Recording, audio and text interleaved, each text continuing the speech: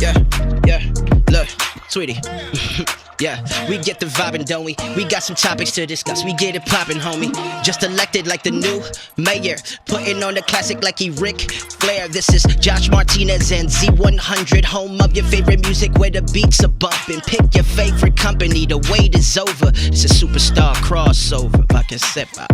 Hey, what up? I'm Josh Martinez of Z100, New York's #1 hit music station, and the Superstar Crossover podcast on iHeartRadio with my guest, WWE RAW Women's Champion Bianca Belair. What up, girl? What's up? So, been a hell of a year for you so far.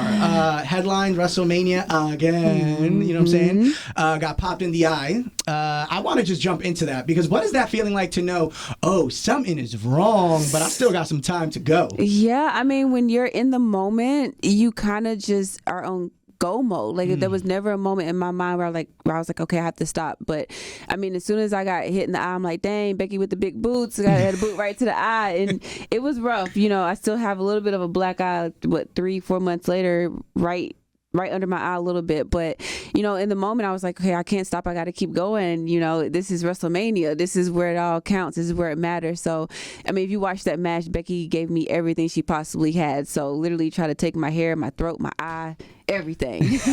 Now, you mentioned she gave you everything. In your opinion, who do you think, aside from you, is the hardest working woman? And I know there's a lot of hard working women, right? So let's preface that and say there's a lot of them. But as a natural athlete, you know that there's an extra gear to kick into that not everybody has. So who would you say, boom, that person got that gear? Man, yeah, I mean, like, I was just talking about this. Whenever somebody accomplishes something in WWE, everybody's like, oh, they deserve that so much. That word gets tossed around so much because everybody deserves something in WWE because we all work hard. It's a part of the game. Like, if you don't work hard, you don't belong here. So we all work hard. But I would say that person that kicks into that extra gear, Rhea Ripley. I mean, shit, that girl is in the gym every single day. If we have a 6 a.m. flight, she's waking up at 2 a.m. just to go to the gym to get her gym session in. I'm the person that I get on the plane, I land, I go find a gym, but she makes sure that there's no air in her day where she's missing a gym workout. Like, she's always in the gym. She's a gym fanatic, and I used to train with her in NXT, so she goes hard in the gym. No, that's dope to hear because I think a lot of people don't realize that, like, you got to keep that going. This isn't just, I got to look good on Monday or Friday. This is like 7-day, 365. Yes. Got to look good. But we all kind of splurge a little bit. You know what I'm saying? Do you have like a favorite cheat meal that's your go-to? Ooh, so I don't really have cheat meals. Like, I used to have a very unhealthy relationship with food in college. And so I was a person that, you know, I used to diet. And now I don't diet. I'm all about moderation. Okay. I do not deprive myself of anything, but I also don't overindulge. So if I want something, I'll eat it. I just won't overindulge and I'll pull back. And it's all about moderation for me. But my favorite food, hands down, is baked, keyword baked, macaroni and cheese. And do not put breadcrumbs on my macaroni and cheese. I literally picked up my hand to do this to ask if you did the breadcrumbs. I saw you, and I was like, girl, Okay. don't put no breadcrumbs on my macaroni and cheese. Listen, I gotta keep it real. My fiance is like all in on mac and cheese, but she doesn't mess with the breadcrumbs, which to me is mind blowing. But clearly, she's not on an island with that thought. No breadcrumbs. All right, to each their own, I guess. Macaroni. So you're very influential. You know what I'm saying? We see it all over social media. A lot of these, little ESTs that you see. What's that feeling like where damn near every single time you go to a show, there's a little girl that is replicating the looks that you created in your own bedroom? Man, that's my why. I mean, you know, my brother actually called me a couple of weeks ago and he was like, hey, I just got a question. Like, what does it feel like when you walk out and you see these little girls dressed like you? And it took me a while. I couldn't even find the words for it. I'm like, it's just a feeling. It's something that it's like, that's my why. You know, when it's bigger and better than me walking out and hearing people chant EST, and it's not even just the ego boost, it's just knowing that I have this impact that's carrying over and people are taking the time out of their day to make signs with ESTs and taking the time out of their day to want to dress like me and see little girls with bows and sequins and tutus, you know, and lip prints and the braid. It's really just lets me know that what I'm doing it right and I'm impacting the new generation in a positive way. Now, you recently were part of a NASCAR Cup Series race with your husband. Shout out to Montez Ford. What's been the dopest thing you've done that you take a step back and you're like, oh, like I knew WWE got reach, but this is different level type of reach. It's so many things. Being a WWE superstar, we get to do so many dope and cool things. I mean, NASCAR is definitely at the top of the list. We got to ride with the legend Jeff Burton.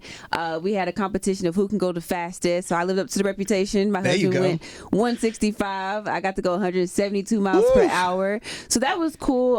Also the Derby. We got to go to the Derby, which that's been a bucket list of ours, and we got to dress alike like we always do it, and we got to meet the horses. I got to recently team up with Amanda Serrano, which was really dope, which was right here in New York City. They got to headline at Madison Square Garden. It was like the biggest women's boxing match in history. So I get to do a lot of really cool things. I mean, top that and pair that off with main eventing WrestleMania, winning an ESPY. With Sasha. So many dope and cool things. Now, to go back to I just mentioned Sasha and WrestleMania, that moment. I've said it before, and I'm going to say this again. Like, when wrestling is at its peak, it gets emotional. And I always, to this day, I got to show love to my man Dave, because he texted me the other day. He's like, yo, when was the last time you cried during a wrestling event? And I was like, bro, literally like 2 weeks ago, I was just on YouTube, came across like the intro, basically the beginning of the match with Sasha.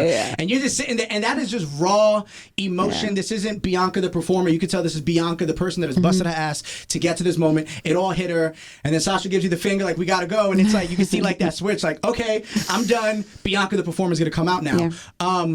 What's that feeling like when you find out that you got grown ass men crying because it's like, yo, this is dope? Because I think a lot of us see themselves in the performers as like dream come true, you know what I'm saying, stuff like that. What's that feeling like when you hear stories like this? I mean, I think everybody and their mama was crying that night. It just speaks to how big that moment was and how significant that moment was. I mean, it was bigger than main eventing WrestleMania. It was bigger than winning the title. It was just, history was being made, and everybody can feel that moment. I recently was watching Worlds for track and field, and anytime anybody won and I could feel that emotion, I would get emotional, because you know what it feels like to work so hard for something, and for something to mean so much, and it's finally happening, and all this anticipation was building up. So it just makes me happy that I'm able to make people feel something, but also when people watch me in the ring, they feel like they're a part of it, and that emotion comes out of them, and it just lets me know that these moments are touching people and inspiring people, and that's really what it's all about. So it's really cool to know that I had grown men crying, mamas crying, grandmamas crying, kids crying, because they were in that moment with me, and it lets me know that moment was just monumental. Now, you mentioned watching track. You were a track star back in your day. I'm sure you can still get down on the track if you need to. Which brings me to my next point, where Madison Square Garden, WWE RAW this Monday night. Tickets still on sale, Ticketmaster.com. But going to MSG for the WWE event wasn't your first time at the Garden, right? Tell us about that. My first time going to the Garden was my freshman year. I was running for the University of South Carolina, and I was running track, and we had a track meet there. But in that year, I was going through so many things mentally, just dealing with like depression and anxiety and eating disorders. And in that moment, I didn't realize the significance of how big it was to perform in Madison Square Garden, because my head space was just not there. And now, a few years later, looking back, I was like, wow, I didn't soak that moment, and people don't get that chance to perform in Madison Square Garden. So fast forward a few years later, being on SmackDown, I got to go back to Madison Square Garden, and I'm like, I'm so blessed and fortunate to be able to experience this again and really be able to grasp the significance of this. I mean, performing in Madison Square Garden, that building has so much history, and being able to do that, that you're in the big leagues, and so it's always just great to be at Madison Square Garden. New York is an amazing crowd. Madison Square Garden, the environment and atmosphere is just amazing. So I'm always excited to go back to Madison Square Garden. I'm gonna put you on the spot though, because as someone born and raised in New York City, there's things I love, there's things I hate. What is one thing you could say that you love about New York City and you avoid? See, you're laughing already. And one thing you hate about New York City, because I'm sure this is discussed amongst all of y'all. I know it's a thing. One thing you love, one thing you hate. What is it? One thing I love is there's always something to do. You could always find something in New York City to do. Times Square, Broadway. I got to see The Lion King, which was amazing. Okay. One thing I hate, the subways. I can't get with it. I can't. I had an awful experience my freshman year being an 18-year-old in New York, trying to fit figure out the subway. It was in February, Valentine's Day weekend. It was snowing. It was cold. I got lost and frustrated. I ended up having to walk 20 blocks in the snow because I just got lost on the subway. So I cannot figure out the subway, and I don't like it. It's wild to me that you're like, I had to walk a mile in the snow, and it's like, that's Monday, Tuesday, Wednesday, Thursday, Friday to a lot of us, right? But I'm sure there are people that may go down to like Tennessee, right, where you're from, and are like, I can't deal with this heat. It's too hot down here. I can't do it. And you're probably sitting there like, no, this is a regular ass Tuesday in July, friend. I mean, I live in Orlando right now. So I'm coming here and I'm hearing everybody in New York saying it's so hot. You get ready for the heat. And I'm like, I'm getting a break. In Orlando, it's 100 degrees. It's humid. I can't breathe. I have to work out in my gym in this heat. So to me, New York is right now is like I'm catching a break for the weather. Oh, you're better than me, girl. My tank top under this jersey is soaked. I got the under boob sweat popping off. It ain't cute on the hit. I'm gonna leave it at that. So we also have SummerSlam next Saturday night, I believe, right? Next Saturday night. And we go from Madison Square Garden, the world's most famous arena, to a big-ass football stadium. And you are poster child. You're on it. It's you. It's Becky Lynch. What is that motivation like? What is that energy like when you go from MSG, boom, the next show you're going to be at, boom, big-ass football stadium where spotlight's on you? I mean, do you get nervous to this day or not? I always get nervous. Okay. But the thing is, I've been an athlete my whole life, and I'm an athlete now in WWE. I've been talking about that, how we are athletes in WWE. We do not have an off season. We're doing these amazing high-flying moves. I'm deadlifting girls, picking up girls over my head, at the same time doing it on live TV. Yep. So we are athletes, so of course we get nervous. I've been getting nervous since I was 5 years old when I was running track and playing basketball and doing gymnastics, but I've learned to embrace that feeling and use it to fuel me and not make me scared. And one thing my daddy has always taught me is that being nervous means that you care, and it's okay to be nervous, just don't be scared. And so that's the mentality I keep all the time, no matter if I'm performing in front of 100 people or if I'm performing in Madison Square Garden or maybe even at WrestleMania or going to SummerSlam July 30th in Nashville, Tennessee. I'm going to embrace that nervousness and let that fuel me. So I'm excited. I thrive off of being in front of a crowd, going from Madison Square Garden to a stadium where it's going to be jam-packed, sold out. It's going to be amazing. And that's what I love about WWE is that, we always have these big, huge events and our fans can come and enjoy it. And I think to me, there's something to be said about the WWE, something to be said about you as a performer where, like I said, Monday Night Raw, Madison Square Garden, Ticketmaster.com, you're a focal point of that show. Obviously, top dog, top female on that show, arguably top star on that show. Then, 5 days later, Nissan Stadium, big ass stadium. You can watch it on Peacock. You know what I'm saying? That just speaks a lot about not only your hard work, but your work ethic. You know what I'm saying? And staying disciplined. And we kind of talked a little bit about the motivation on the road and eating and moderation and stuff like that. But this is a superstar crossover. So I got AEW TNT champion Wardlow, who actually has a question for you that I want to play for you real quick. All right, and this is the question. Like, how do you deal with dieting while traveling? Like, how do you maintain a healthy diet while traveling so much? So how do you maintain dieting on the road? So that's one of the hardest struggles. Being in WWE, like I said, we don't have an off season. I'm on the road 4 days a week, even more if I have appearances throughout the week. I usually have, either we might be on SmackDown on Friday and then we're driving overnight and getting in to the next city between 1 a.m. to 3 a.m. and then having a show Saturday, driving overnight again, having a show Sunday, driving overnight again, having a show Monday, then flying home. So trying to find food and healthy options late at night when you're traveling is very, very hard. And it's very easy to just be like, hey, I'm gonna go to this fast food restaurant and just gas station hot dog, pizza, get you a little Snickers bar. But no, it's really about, it takes a lot of determination and commitment. My husband and I, we recently now been doing a lot of meal prepping and packaged meals where we get our Yeti, we stuff it with ice. We have our meals that we take on the road, and we do a lot of protein, make sure we get our protein in. But a lot of times too, it's just really prioritizing your time when you land. It's you have time to land, you have time to go to the gym, you might have time to go to the grocery store. get some more healthier options. It takes a little bit longer. You have to meal prep. Of course. Put it in your cooler. You're now carrying extra luggage around full with of food. ice and coolers. Oof, that's heavy. But it's just prioritizing it and knowing that, we work very hard on our bodies, whether it's in the gym or in the ring. So you have to be careful what you put in your body as well. So it's just really prioritizing it. It's tough, and sometimes you do just do that little fast food run when you have to. But like I said, it's all about moderation and just prioritizing it. So what question do you have for our next guest? I would like to know, because I feel like in WWE and in wrestling in general, we put so much into what we do, and sometimes we get a little too serious, right? We have to remember to have fun, and that this is supposed to be fun. So I want to know a funny story. What is one of your most embarrassing moments in the ring? I like that. What's yours? Because I know you got one off the rip. If you're bringing it up, I mean, there's got to be something.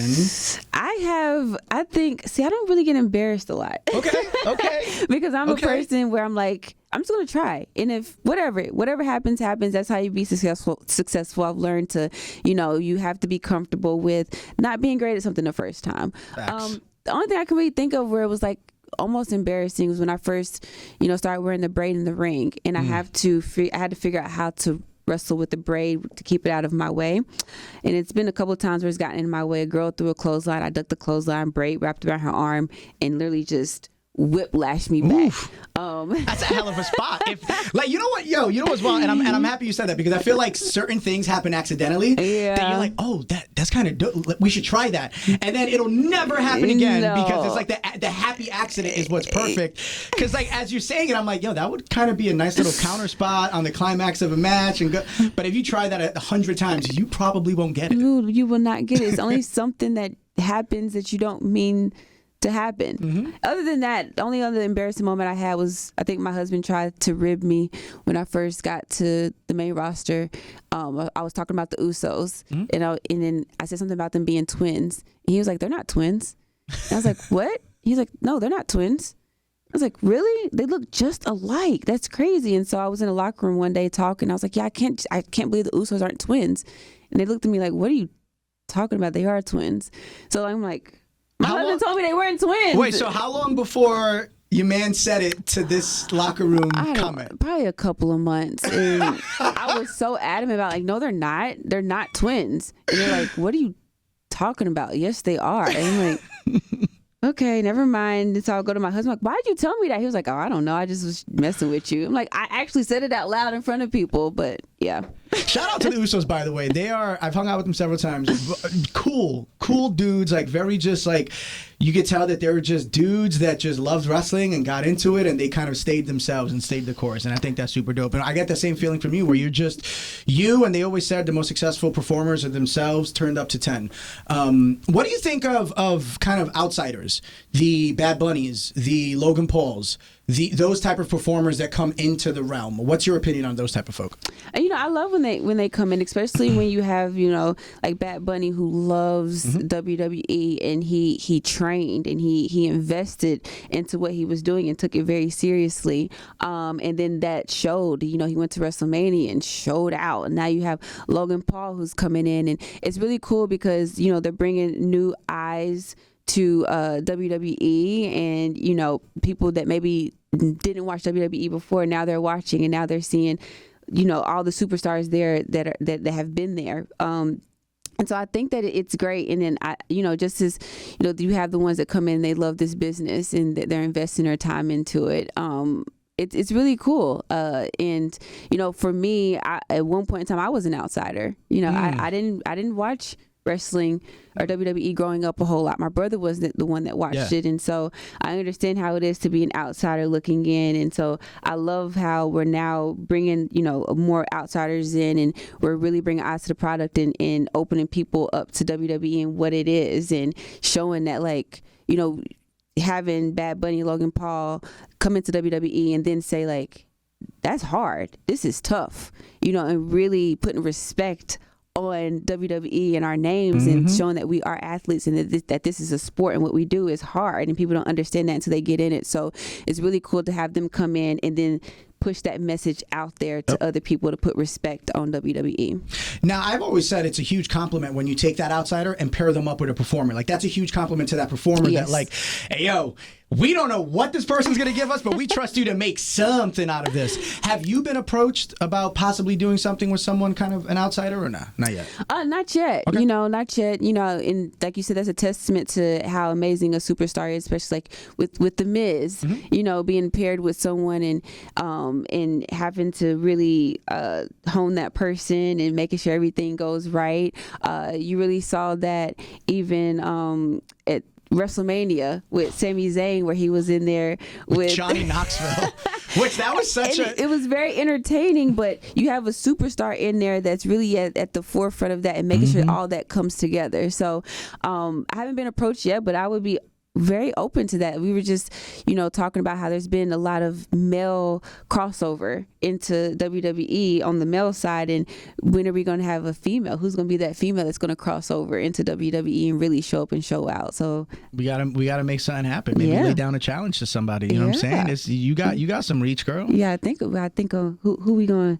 Who we gonna bring over? We got to bring someone over, but it's got to be a payday too. You know what I'm saying? Ain't nobody trying to wrestle for free out here in these streets. You got to listen, if it makes dollars, it makes sense, right? It makes dollars, yeah, exactly. But I will say, every time I meet like a celebrity or a social media influencer, they are very interested and curious and into wrestling. It's a lot of wrestling fans out there in the entertainment industry, so I think it'd be a lot of people that'd be open to it. I would be remiss, this is a music station, I'd be remiss not to kind of pick your brain on music. So I got just a couple music questions. Who are you feeling right now as an artist? What artist are you constantly finding yourself going into the iHeartRadio app and searching for this person? So I'm a big J. Cole fan. I love J. Cole, one of my favorite rappers. I love Beyonce.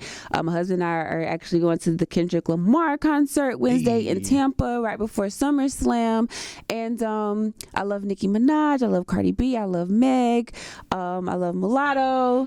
And I was just recently in the gym and Coi Leray song came on with Nicki Minaj. I'm like, I really like this girl. She's so fun. Her music is just so fun, and you could tell that she's just having fun. She's just having fun when she makes music. So, of course. Now, you did mention Cardi B. There were rumors that she was supposed to do something at SummerSlam last year. It didn't go through.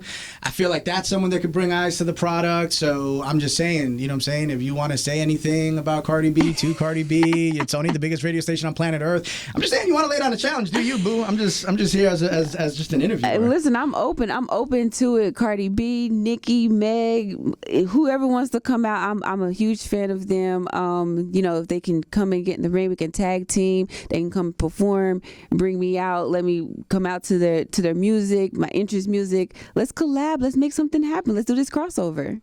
I love that you mentioned the music, because I realized yesterday I was listening to Thought Shit by Megan Thee Stallion, and I got this inner bad bitch that lives inside of me, right? And there are two songs in particular where she just comes out and just does her thing, and it's Thought Shit and 7-Eleven by Beyonce. Those songs come on, I just turn into a completely different person.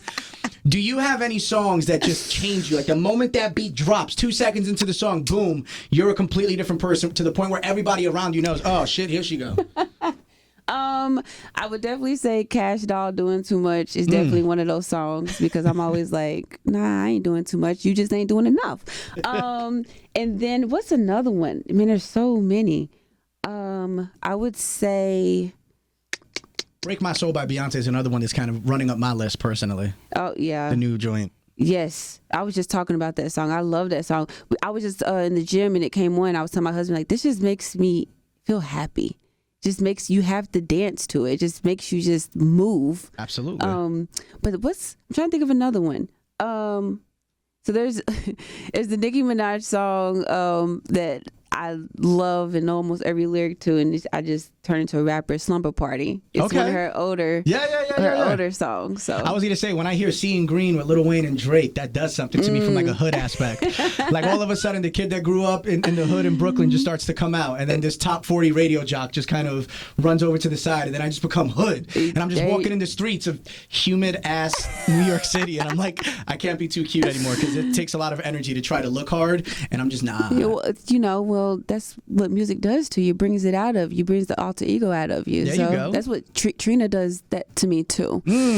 Any Trina song, one in particular from high school, but we're not going to talk about that one. But yeah, it brings it out of me. Trina, the original, she'll perform in just about anything and look damn good doing it. I remember those junior high school days watching the videos on BET and being like, Trina, I love you. But one more time, Monday night, WWE Raw with our Raw Women's Champion, Madison Square Garden, Ticketmaster.com.